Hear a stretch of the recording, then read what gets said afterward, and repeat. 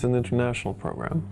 So, of course, coming from a different culture than the Swedish one is, of course, somewhat of a challenge.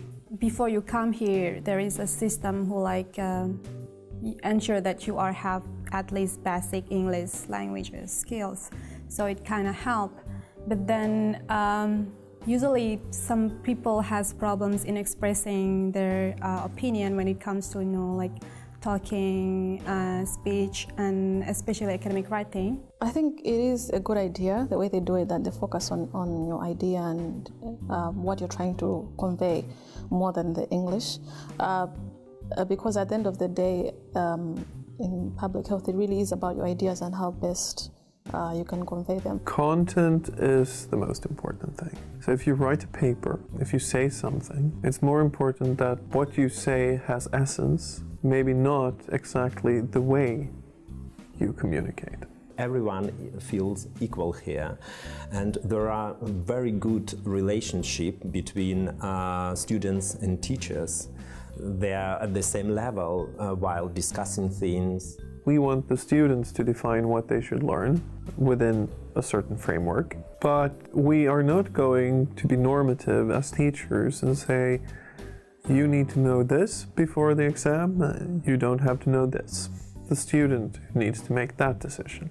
And that, for many students, is a big problem. But in my culture, it's like, when your professor walks in, you have to tremble and you have to call them professor or something. If we call someone with sir, for example, our lecturers, they will be refused to be called as like that.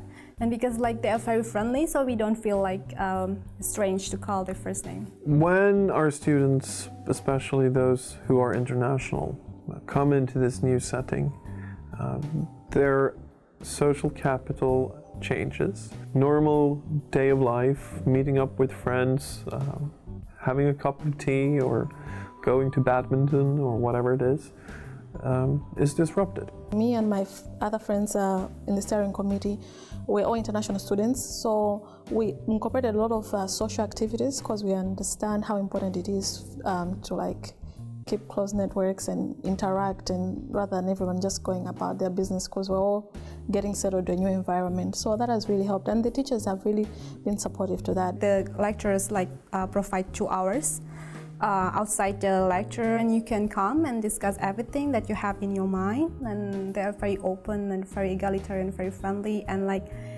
there is no stupid questions, so you always welcome to ask about anything. We think it's quite important that that students are encouraged to network because they need to build up that social capital while they're here, but also that we as faculty members are coming across as trustworthy, as reliable, and as their support team while they're here.